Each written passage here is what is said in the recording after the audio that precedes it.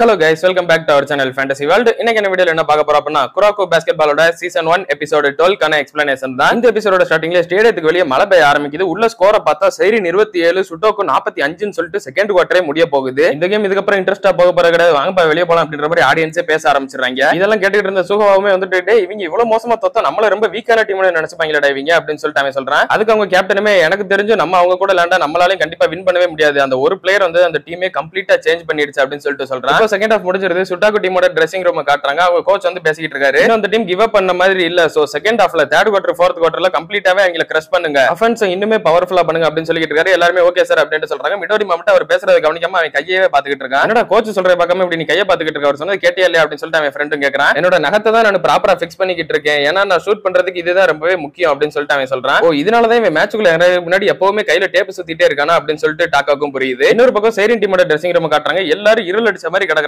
ஒருத்தன் கூட வாயவே திறக்கல, பின் டிராப் சைலன்ஸா இருக்குது இடமே. கோச்சுமே இவங்க கிட்ட ஏதாவது ஒன்னு சொல்லணுமே, இதுக்கு முன்னாடி நான் சொன்ன மாதிரி ஏதாவது இந்த கிஸ் பண்றேன் அப்படின்ற மாதிரி சொன்னா கூட இவங்க சரியா கேட்க மாட்டாங்க, அதுக்கும் மேல ஏதாவது சொல்லணுமே அப்படின்னு சொல்லிட்டு ஏதோ சொல்ல வராங்க. அப்ப ஹியூகா வந்து அவங்கள தடுத்துட்டு இல்ல இல்ல நீங்க எப்படி ஏதாவது சில்லியான ஒரு விஷயத்தை தான் சொல்லுவீங்க, அதனால நாங்களே அதை பாத்துக்கிறோம், எங்களை நீங்க சேர் பண்ண நினைக்கிறீங்கன்னு சொல்லிட்டு நல்லாவே புரியுது, ஆனா நாங்க வின் பண்ணுவோன்றது எங்களுக்கு இப்ப நம்பிக்கை இல்ல அப்படின்னு சொல்லிட்டு ஹியூகா சொல்றான். அப்ப குரோக்கு வந்துட்டு ஏதோ ஒரு வீடியோ பாத்துக்கிட்டு இருக்கேன், என்னடா நீ பண்ற அப்படின்னு சொல்லிட்டு இன்னொருத்தன் கேட்கறான். நான் வந்துட்டு இந்த டாக்காவோட மூவ்மெண்ட் எல்லாம் ஃபர்ஸ்ட் ஹாஃப்ல எப்படி இருந்ததுன்னு சொல்லிட்டு நோட்டீஸ் பண்ணிக்கிட்டு இருக்கேன் அப்படின்னு சொல்றான். ஏதாவது பிளான் வச்சிருக்கீங்க அப்படின்னு சொல்லிட்டு கேட்கறான். இல்ல இல்ல இப்போதைக்கு எதுவுமே இல்ல, எனக்கு ஜெயிக்கணும்னு சொல்லிட்டு ஒரு எண்ணம் இருக்கு, ஆனா என்னால ஜெயிக்க முடியுமா முடியாதான்னு சொல்லிட்டு நான் எப்ப யோசிச்சதே கிடையாது அப்படின்னு சொல்லிட்டு குரோக்கோ சொல்றான். அவங்களோட 100 பாயிண்ட் பின்னாடியே இருந்தாலும் லாஸ்ட் செகண்ட் வர அவங்கள கதற விடணும் அப்படின்னு சொல்லிட்டு குரோக்கோ சொல்றான். நீ சொல்றது கரெக்ட் தான், ஜஸ்ட் இதே மாதிரி ஓடிக்கிட்டே இருப்போம், கேம் முடிஞ்சதுக்கு அப்புறம் மத்தத பத்தி யோசிக்கலாம், வாங்க இப்ப போலாம் அப்படின்னு சொல்லிட்டு ஹியூகாவுமே மோட்டிவேட் பண்ணி கூட்டு போறான். இப்ப தேர்ட் குவார்ட்டருமே ஸ்டார்ட் ஆகுது. குரோக்கோ வந்துட்டு பெஞ்ச்ல இருக்கான அப்படின்னு சொல்லிட்டு கீசேக்கு ஷாக்கா இருக்குது. ஆமா டாக்கா உள்ளுக்குள்ள இருக்கிறவரை குரோக்கோவால எதுவுமே பண்ண முடியாதுல அப்படின்னு சொல்லிட்டு கீசேயோட ஃப்ரெண்டுமே சொல்றான். இப்ப தேர்ட் குவார்ட்டருமே வந்துட்டு ஸ்டார்ட் ஆகுது. மீட்டோ பை தான் பால ட்ரிப்ளிங் பண்ணி கொண்டு வந்துகிட்டு இருக்கான். அவன் அப்படியே ஹியூகா கிட்ட பாஸ் பண்றான். பார்த்தா ஹியூகா கொண்டு போறதுக்குள்ள அவன் பின்னாடி வந்து டாக்கா பால தட்டி விட்டான். அந்த பாலமே வந்துட்டு மிடோரிமா கிட்ட போகுது. அவன் வழக்கம் போல லாங் ஷாட் ஒன்னு அடிக்க ட்ரை பண்றான். ஆனா அந்த டைம்ல காகமி உள்ள பூந்துறான். இவன் எங்க இருந்து இப்ப வந்து ஜம்ப் பண்ணா அப்படின்னு சொல்லிட்டு மிடோரிமாக்கே ஒண்ணும் புரியல. பட் காகமியோட ஜம்ப் மிடோரிமாவுக்கு கீழ தான் இருக்குது. சோ மிடோரிமா அதை அழகாவே ஷூட் பண்ணிடுறான். ஒரு 3 பாயிண்ட் எடுத்துறான். அடுத்து இசுகி பால ட்ரிப்ளிங் பண்ணி கொண்டு வந்துகிட்டே கோகனே கிட்ட கொடுத்துறான். கோகனே வந்துட்டு சூப்பரா ஒரு ஷூட் பண்றான். அடுத்து டாக்கா தான் பால் வச்சிருக்கான். அவன் நம்ம டீம் பிளேயரை ஏமாத்தி அந்த பால மறுபடியும் மிடோரிமா கிட்ட தந்துறான். அப்போ மிடோரிமா வந்துட்டு ஜம்ப் பண்ணி ஷூட் பண்ண வரான். நேரா காகமி தான் அவனுக்கு முன்னாடி இருக்கான். அவன் மனசுக்குள்ளே குரோக்கோ சொன்ன எல்லாத்தையுமே நினைச்சு பாக்குறான். லாஸ்ட் மொமெண்ட் வரை கிவ் அப் பண்ணாம இருக்கணும் அப்படின்றத. ஆனா நான் லாஸ்ட் வரை போராடி ஜெயிக்க முடியாம இருந்தா அதுல ஒரு பிரயோஜனமும் இல்ல அப்படின்னு சொல்லிட்டு காகமி செம்ம வெறியோட ஜம்ப் பண்றான். மிடோரிமா கரெக்டா தூக்கி போடும்போது காகமியோட ஒரு விரல் மட்டும் பால்ல லைட்டா படுது. இத பார்த்துட்டு மிடோரிமாக்குமே பயங்கர ஷாக்கா தான் இருக்குது. பட் அந்த பால் கரெக்டா பாஸ்கெட் கிட்ட போய் ரொம்பவே கஷ்டப்பட்டு ரொம்ப நேரம் நின்னு உள்ள விழுந்துருது. மிடோரிமாவோட ஷாட் கொஞ்சம் மிஸ் ஆகி நான் இப்பதான் பாக்குறேன் அப்படின்னு சொல்லிட்டு அவங்க டீம் பிளேயர்ஸ்க்கே செம ஷாக்கா இருக்குது. அடுத்து வந்துட்டு ஹியூகா ஒரு பால் ஷூட் பண்ணி பாயிண்ட் வாங்குறான். நல்ல ஷாட் தான் தம்பிகளா, ஆனா எங்க மிடோரிமாவை உங்களால ஸ்டாப் பண்ணவே முடியாது அப்படின்னு சொல்லிட்டு டாக்கா வந்துட்டு மறுபடியும் மிடோரிமா கிட்டே பால பாஸ் பண்றான். அப்பயும் காகமி வந்து மறைச்சு நிக்கிறான் மிடோரிமாவை. அப்போ காகமி மனசுக்குள்ளே நினைக்கிறான், நான் வந்துட்டு கீசேவை வின் பண்ணேன், ஆனா அப்ப எனக்கு குரோக்கோ ஹெல்ப் பண்ணா, ஒருவேளை குரோக்கோ ஃபியூச்சர்ல இல்ல அப்படின்னா குரோக்கோ கூட ஒரு நாள் நான் விளையாட முடியாத சிச்சுவேஷன் வந்ததுன்னா நான் தோத்துருவேன், நான் தனியா இருந்தா இல்ல நான் தோக்குறத மறுக்கிறேன், அதை கண்டிப்பா நான் விரும்பவே இல்ல அப்படின்னு சொல்லிட்டு காகமி அவனை கரெக்டா பிளாக் பண்ணிட்டு நின்னுகிட்டு இருக்கான். அப்போ டாக்கா அங்கிட்ட இருந்து ஓடி வந்துகிட்டு இருக்கான். ஃபர்ஸ்ட் ஹாஃப்ல வந்துட்டு குரோக்கோ காகமி ரெண்டு பேருமே சேர்ந்து மிடோரிமாவை ஸ்டாப் பண்ண முடியல. ஆனா இப்ப அதுக்கும் மேல இப்ப குரோக்கோ கூட இங்க கிடையாது. சோ இவன் ஒருத்தனால எல்லாம் கண்டிப்பா மிடோரிமாவை ஸ்டாப் பண்ணவே முடியாது அப்படின்னு சொல்லிட்டு மிடோரிமாவை அந்த பக்கம் ஓட வச்சுட்டு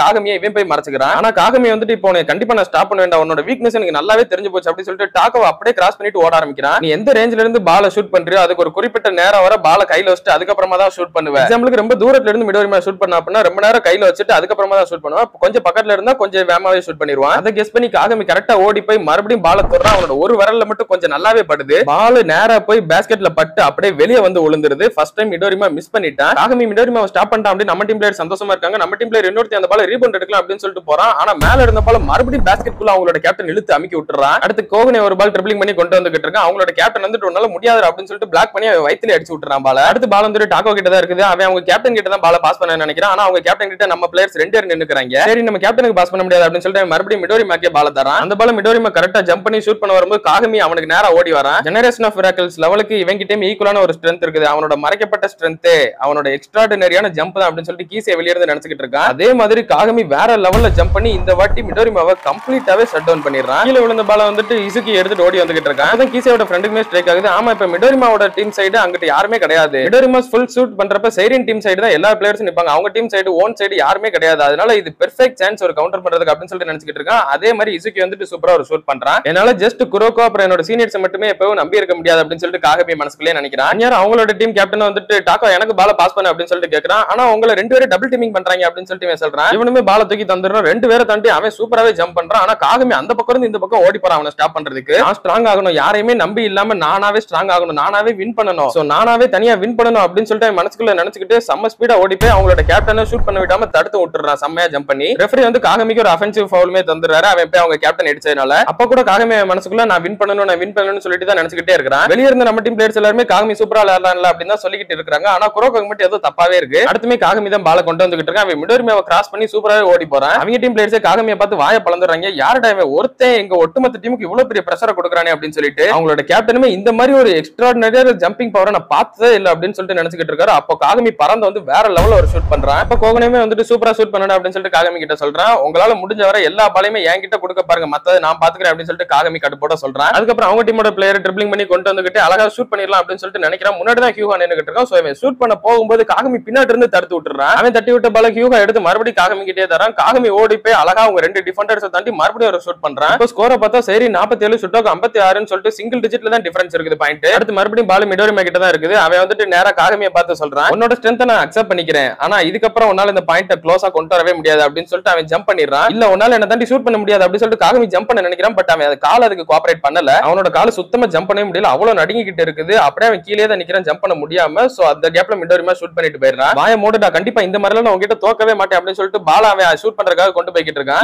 இவனே அதிகமா புஷ் பண்ணிக்கிறான். டே காகமி நில்றா அப்படின்னு சொல்லிட்டு ஹியூகா கத்துறான். காகமி கரெக்டா ஷூட் பண்ணும்போது அதை மிடோரிமா உள்ள வந்து தடுத்து விட்டுறான். அந்த பால் அவங்க எடுத்து நம்ம கோர்ட் சைடு கொண்டு போய் ஒரு கவுண்டர் அட்டாக்கும் பண்ணிடுறாங்க. இப்போ தேர்ட் கோட்டமே முடியுது. வெளியே காகமி உட்காந்து பயங்கரமா கத்திக்கிட்டு இருக்கான். கொஞ்சம் அமைதியா இருடா, பொறுமையா யோசி அப்படின்னு சொல்லிட்டு இசுகி சொல்லிக்கிட்டு இருக்கான். ஆமா நீயாவே தனியா கொண்டு போய்கிட்டு இருந்ததும் தப்பு தான், சோ முடிஞ்ச வரை பால பாஸ் பண்ணு அப்படின்னு சொல்லிட்டு ஹியூகாவும் சொல்றான். இப்ப நான் பாஸ் பண்றதுனால மட்டும் என்ன ஆயிர போகுது, நான் மட்டும் தான் இப்ப சுட்டோக்கு அகைன்ஸ்டா நிக்கிற ஒரே ஆளு. சோ இப்ப நம்ம இந்த டீம் ஒர்க் அது இதெல்லாம் பாத்துக்கிட்டு இருக்க முடியாது, இப்ப நம்ம ஸ்கோரை தான் கொண்டு போக பார்க்கணும், நம்ம வின் பண்ண தான் பார்க்கணும் அப்படின்னு சொல்லிட்டு காகமி சொல்றான். அப்ப அப்படியே குரோகோ அவன் பக்கத்துல வந்து மூஞ்சிலே ஒற்றே குத்து ஒண்ணு கொடுக்குறான். காகமிக்கு செம்மையா கோவம் வந்துருது. அப்படியே அவன் குரோகோ சட்டையை பிடிச்சிட்டு நிக்கிறான். அப்ப குரோகோ அவன் கிட்ட சொல்றான், பேஸ்கெட் பால நீ தனியா மட்டும் விளையாடவே முடியாது, சரி நம்ம இதே மாதிரி டீமா விளையாண்டு நம்ம தோத்தா என்ன பண்றது, இப்ப நம்ம வின் பண்ணல அப்படின்னா அதுல ஒரு பாயிண்டே கிடையாது அப்படின்னு சொல்லிட்டு காகமியும் கத்துறான். அதுக்கு குரோகோமே நீ மட்டும் தனியா விளையாண்டு வின் பண்ணணும்னா அதுலயுமே எந்தவித பாயிண்ட்டுமே கிடையாது அப்படின்னு சொல்றான். ஸ்டார்டிங்ல என்கிட்ட என்ன சொன்னேன்னு சொல்லிட்டு உனக்கு ஞாபகம் இருக்குதா, ஜெனரேஷன் ஆஃப் மிராக்கிள்ஸ்ல இருக்க எல்லாரையும் டிஃபீட் பண்ணணும்னு சொல்லிட்டு சொன்னேன், ஆனா இப்ப நீயே அவங்கள மாதிரி தான் பண்ணிக்கிட்டு இருக்க. இப்ப நம்ம சுட்டோக்கு டீமை ஒருத்தர் நம்பி நம்ம ஒரு டீம் விளையாண்டு தோக்கடிக்கல அப்படின்னா யாருமே இங்க இருந்து ஹாப்பியாவே போக மாட்டோம். இந்த மாதிரி லூசுத்தனமா பேசுறது நிப்பாட்ற அப்படின்னு சொல்லிட்டு காகமி மூஞ்சிலே குரோகோவை குத்துறான். இப்ப நம்ம வின் பண்ணல அப்படின்னா இப்ப நீ சொன்ன வார்த்தையெல்லாம் ஒரு அர்த்தமும் கிடையாது அப்படின்னு சொல்லிட்டு காகமி சொல்றான். குரோகோவுமே அதுக்கு சொல்றான், அப்படின்னா ஜெயிக்கிறதுனா என்னது, கேமோட கடைசி வரை நீ எவ்வளவு பாயிண்ட் எடுக்கிறன்றதுல இங்க மேட்டரே கிடையாது, நீ கடைசியில ஹாப்பியா இல்ல அப்படின்னா அது ஜெயிச்சதுக்கான அர்த்தமே கிடையாது அப்படின்னு சொல்லிட்டு குரோகோ சொல்றான். இது மத்த பிளேயர்ஸ் எல்லாரும் அக்செப்ட் பண்ணிக்கிட்டாங்க. ஆமா குரோகோ சொன்னது கரெக்ட் தானே, நம்ம யாருமே தோக்கணும்னு சொல்லிட்டு நினைச்சலாம் விளையாடல, ஜஸ்ட் நீயா தனியா விளையாடாத பால பாஸ் பண்ணி விளையாடுன்னு நாங்க சொல்ல வரோம் அப்படின்னு சொல்லிட்டு எல்லாம் சொல்றாங்க. இதெல்லாம் அக்செப்ட் பண்ணிக்கிறேன் அப்படின்னு சொல்லிட்டு ஹியூகாவுமே காகமியை பார்த்து கேட்கறான். நான் அக்செப்ட் பண்ணிக்கிறேன், என்னை மன்னிச்சிருங்க, அஃப்கோர்ஸ் கண்டிப்பா நம்ம ஜெயிச்சா நான் அதுல ரொம்பவே ஹாப்பியா தான் இருப்பேன் அப்படின்னு சொல்லிட்டு காகமியை சொல்றேன். இதை கேட்டதுக்கு அப்புறம் எல்லாரும் சிரிக்கிறாங்க. அப்ப ஹியூகாவுமே வந்துட்டு ஓகே குரோகோ வந்துட்டு காகமியை கவுண்ட் டவுன் பண்ணிட்டா அது ரொம்ப நல்ல விஷயம் தான், ஆனா அது சிச்சுவேஷன் எந்த விதத்திலயும் மாத்தல, பாயிண்ட் இன்னுமே நம்ம கம்மியா தான் இருக்கிறோம், சோ இப்போ நம்ம என்ன பண்ணலாம் அப்படின்னு சொல்லிட்டு ஹியூகா எல்லார்கிட்டயும் கேட்கறான். அப்போ குரோகோ அப்படியே எந்திரிச்சு நின்னுட்டு நம்ம இன்னொரு விஷயத்தை ட்ரை பண்ணி பார்ப்போம், நான் ஒன்னும் உங்களை மாதிரி ஷூட் பண்ணல முடியாது, ஜஸ்ட் பாஸ் தான் கொடுப்பேன், ஆனா நான் நார்மலா பால பாஸ் பண்றதுலயே இப்ப அனதர் லெவலுக்கு அந்த பாஸை கொண்டு போக முடியும் அப்படின்னு சொல்றான். அப்படியே கட் பண்ணி இதோட இந்த ஒரு எபிசோட முடிக்கிறாங்க. அடுத்த எபிசோடு தான் இந்த ஒரு மேட்ச்க்கான கன்க்ளூஷனா இருக்க போகுது. இந்த மேட்ச்ல யார் வின் பண்ண போறான்றத அடுத்த எபிசோட்ல நம்ம பாத்துறலாம். அதுல நீங்க தொடர்ந்து பார்க்கணும்னு நினைச்சீங்க அப்படின்னா மறக்காம நம்ம சேனலை சப்ஸ்கிரைப் பண்ணி சப்போர்ட் பண்ணுங்க. அப்படி இந்த எபிசோட் பிடிச்சிருந்தா மறக்காம ஒரு லைக்கும் போட்டு போயிருங்க. நான் உங்களை இன்னொரு நல்ல வீடியோல மீட் பண்றேன்.